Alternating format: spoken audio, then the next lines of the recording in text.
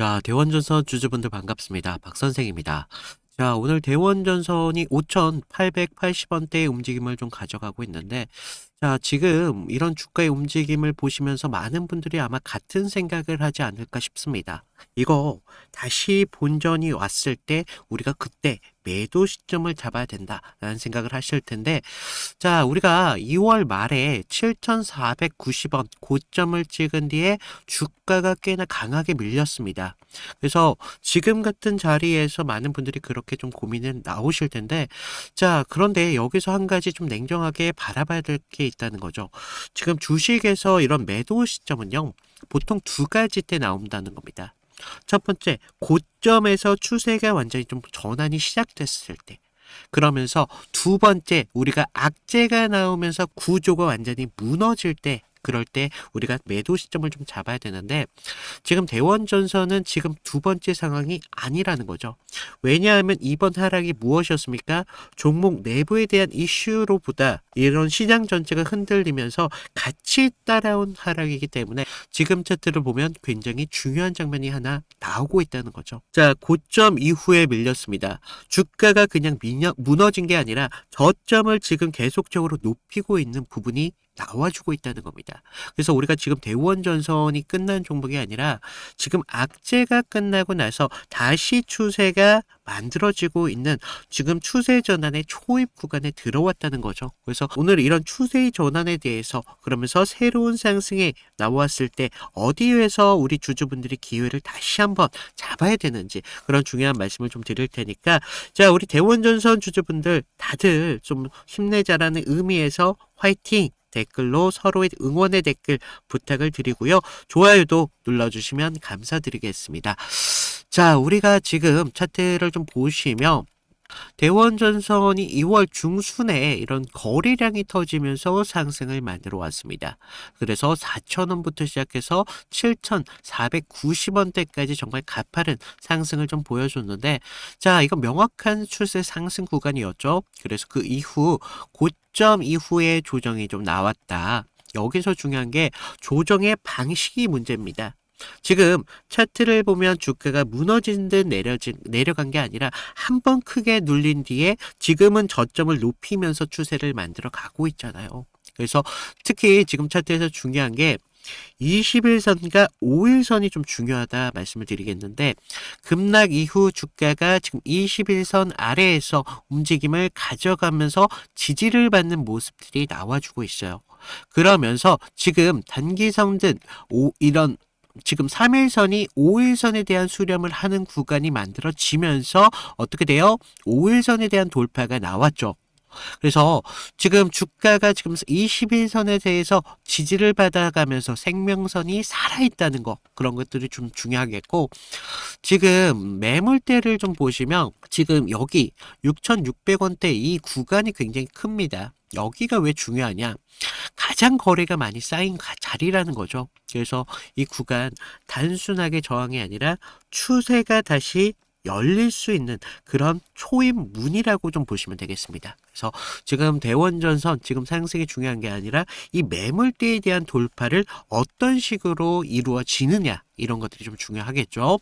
그래서 지금 수급을 좀 보시면 우리가 3월 4일 이날이었죠. 3월 3일 이날이었는데 3월 3일 날 이날을 보면 어떻습니까? 지금 매수세를 보여주면서 다음에 어떻게 돼요? 240만 주를 개인이 던졌습니다. 이런 하락 추세 속에서 개인들이 던졌다는 거예요. 당연할 수 있죠. 하지만 문제는 거기에서 오히려 비중을 높이는 게 누구예요? 외인들이라는 거예요. 외인들은 지금 이날에도 비중을 높여가면서 오히려 물량을 쓸어 담고 있습니다. 자, 우리가 과거에도 조금 차트를 크게 보면요. 대원전선이 외인들이 지금 하락 구간에서부터 상승을 만들었을 때부터 이 비중을 계속적으로 높이는 과정이 좀 만들어지고 있는 걸 볼 수가 있는데, 지금 빨간색 선이 외인들이거든요. 외인들이 지금 이런 추세 상승과 함께 비중을 높여가고 있었다. 그러면서 지금 구간에서도 계속적인 비중을 만들어가고 있는 걸 볼 수가 있는데, 그래서 지금 우리가 대원전선 여기서 중요한 게 지금 이런 반등이 과연 추세의 전환으로 좀 이끌어 갈 수 있는지, 아니면 다시 한번 하락이 좀 열리는지 이런 기준들이 중요하다는 거예요. 그래서 이걸 좀 볼 수 있는 기준이 바로 6,400원대, 6,700원대의 매물대 여기서 돌파가 좀 나오는지 그러면서 이 커다란 매물대에 대한 돌파가 이루어졌을 때 우리가 거기에서 추세의 전환으로 좀 보셔야 된다는 겁니다. 그래서 지금 단순하게 우리가 매물대에 부딪히자마자 매도 타점을 잡아야 될 게 아니라 여기에서 기준을 좀 잡으셔야 돼요. 그래서 지금 고점을 다시 도전하는 흐름으로 갈 가능성이 굉장히 크게 열리고 있기 때문에 우리가 지금 구간에서 본전에 대한 매도를 선택할 게 아니라 우리가 추세의 전환에서 얼마나 기준을 더 만들어 가는지 이런 게 중요하다는 겁니다. 그래서 지금 대원전선 우리가 좀 감으로 대응할 종목이 아니라 앞으로 이런 추세의 확인 그러면서 매물대에 대한 돌파가 나오는지 그러면서 무효화 가격까지 좀 보셔야 된다는 겁니다. 그래서 제가 지금 제가 보는 타점 그대로 실시간으로 무료로 도움을 드리고 있는데 자 아래에 구독, 좋아요 이 정도만 눌러주시고요. 위에 제 개인 번호 010-2472-6550으로 구독 인증 정도만 하신 분들에 한해서 제가 실시간으로 무료로 제가 보는 타점 그대로 여러분들에게 드리고 있습니다. 그래서 지금 같은 구간 우리가 좀 기준이라는 게 좀 필요한 구간이기 때문에 여러분들 좀 기준이 필요하신 분들은 이런 구간에서 좀 타점 살리셔서 기회를 좀 잡으셔라 라고 말씀을 드리는데 자 우리가 대원전선 같은 경우는 과거에도 이런 21선을 기준으로 급등락을 만들어 왔습니다. 그러면서 우리가 21선과 추세가 이격이 벌어졌을 때 하락을 만들면서 추세의 하락을 만들었고 우리가 돌파가 만들어졌을 때 어떻게 돼요? 계속 상승을 만들었습니다. 그래서 이런 식으로 이평선에 대한 기준이라는 게 굉장히 중요한데 제가 대원전선뿐만 아니라 우리가 다른 종목에서 어떤 식으로 타점을 잡았고 대응에 대한 이탈이 나왔을 때 어떤 식으로 타점을 잡았는지 이거를 좀 말씀을 드려보면요. 자, 제가 저번 시간에 좀 잡아드렸던 종목 3개를 좀 보여드리면서 제가 어떤 식으로 좀 타점을 잡았는지 좀 말씀을 드려볼 건데 여러분들 좀 이평선이 다들 중요한 건 알고 계시죠? 근데 우리가 장기와 또 단기선이 좀 성격이 좀 다르고 그리고 수급의 질도 굉장히 중요합니다. 그래서 수급의 주체가 좀 누구면서 실제로 얼마만큼의 거래량을 통해서 좀 들어오는지 그러면서 그날 어떤 명분에 대한 이슈가 있으면서 좀 들어오는지 이런 흐름들을 좀 보셔야 되는데 자 먼저 우리 기술 같은 경우를 좀 보시면 자 우리 기술인데 제가 먼저 이날 보내드렸던 문제를 좀 보여드리면요 2월 11일 수요일이었습니다. 제가 우리 기술 9,200원 이하에서 매수를 하셔라.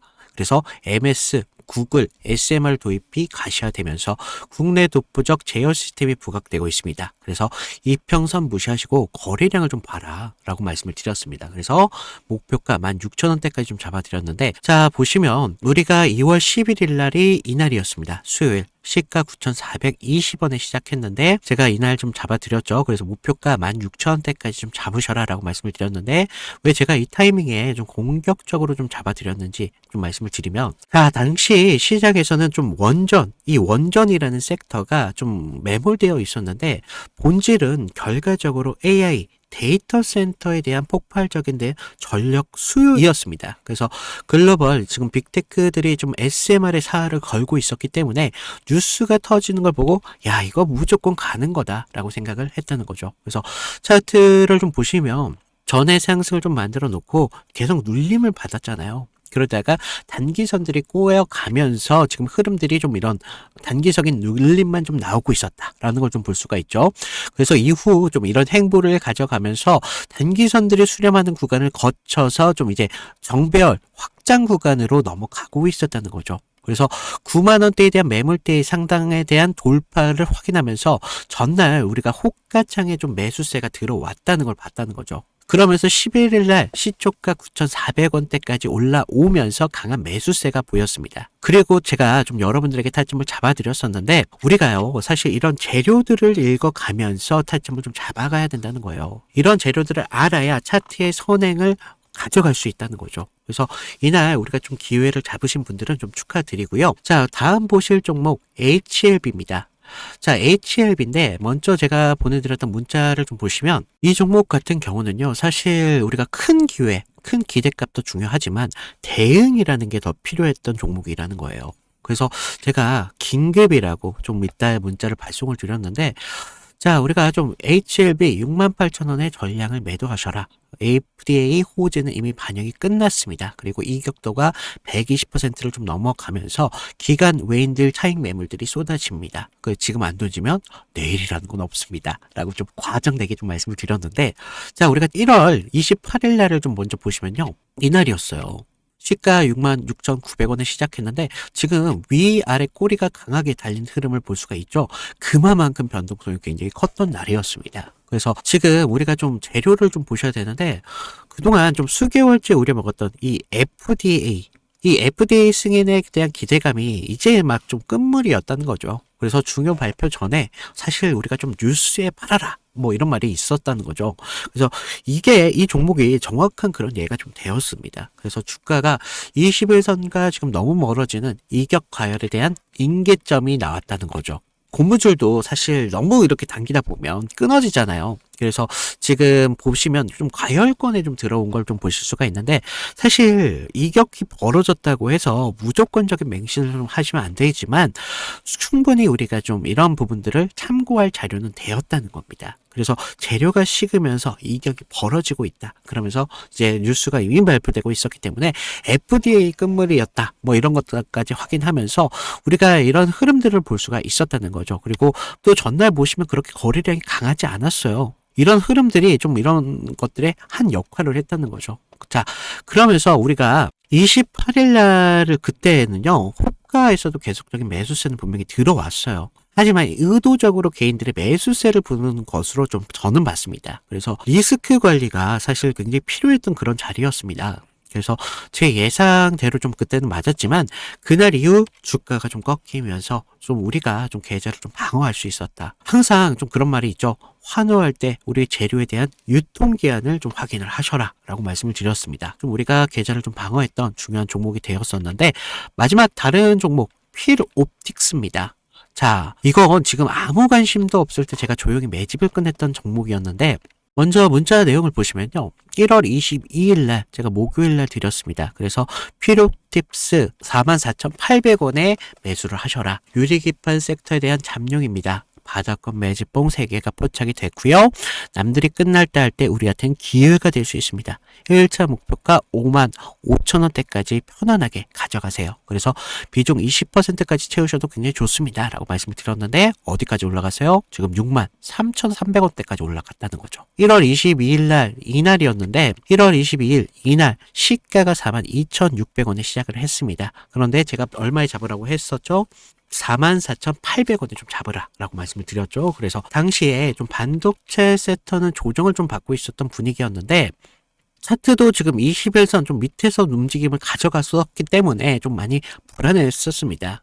그러면서 지금 삼성과 인텔이 낙점한 유리기판, 이 유리기판이 압도적으로 재료에 저는 집중했다는 거죠. 그래서 필옵틱스는 그 장비를 가장 먼저 좀 이렇게 납품할 기술력이 좀 있었고, 차트상의 횡보는 세력이 개미를 지치게 하는 좀 매집이었었다는 거죠. 12월 9일 날을 보시면 연속적으로 좀 거래량이 좀 터진 걸 볼 수가 있습니다. 이날 보시면 12월 9일 이날이었는데 이날 거래량은 이렇게 좀 터졌었지만 계속적인 횡보의 움직임을 가져가면서 지지부진한 움직임을 계속 만들었다는 거죠. 그래서 이제 매집이 좀 마무리됐다라는 걸 좀 볼 수가 있었는데, 그 전부터 좀 매물이 좀 나왔지만 너무 거래량이 크지가 않았었어요. 그래서 다시 한번 이런 흔들림이 분명히 필요했었다는 거고, 이런 상승을 만들기 위한 필수적인 구간이었다는 겁니다. 그러면서 이렇게 상승을 만들었습니다. 그래서 전고점에 대한 돌파까지 이루어내면서 결국 이런 지루한 행보 구간을 거치신 분들은 우리가 오히려 기다림을 가져가면서 충분한 기회로 만들 수 있었다는 거죠. 그러면서 상승을 만들었고 전고점에 대한 돌파까지 좀 확인을 할 수 있었습니다. 결국 이런 지루한 행보를 이기신 분들이 상승분을 모조리 다 복구까지 하면서 기회를 만들 수 있었다는 겁니다. 결국 지금과 같은 기회들이 어떤 기준으로 들어가느냐, 거기에 따라서 여러분들의 계좌가 달라질 수밖에 없습니다. 주식은요 항상 제로섬이기 때문에 누구 하나가 좀 기회를 만들면 누구는 손실이 만들어질 수밖에 없다는 거죠. 따라서 주가를 움직이는 주체에 대해서 완벽하게 알고 있어야 된다는 겁니다. 그러면서 차트의 기본적인 기술적 분석과 함께 추가적으로 어떤 재료가 붙으면서 상승에 대한 명분을 만들어 가는지 이런 것들을 알아야 되기 때문에 제가 좀 말씀을 드렸습니다.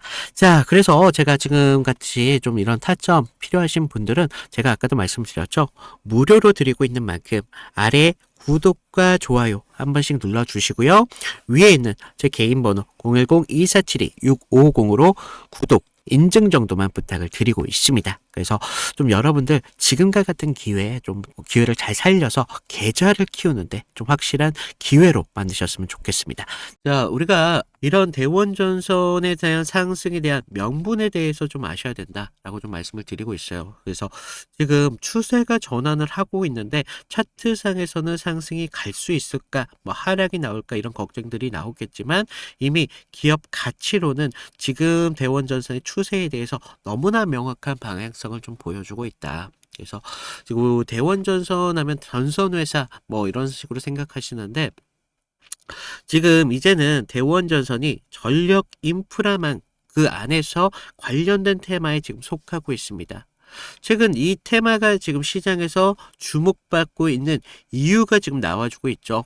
전 세계적으로 지금 전력에 대한 이런 수요가 지금 늘어나고 있다는 거예요. 그래서 뭐 전력망 교체라던가 그리고 송배전에 대한 인프라 투자 그러면서 데이터 센터 이런 전력에 대한 수요가 계속적으로 나와주고 있죠.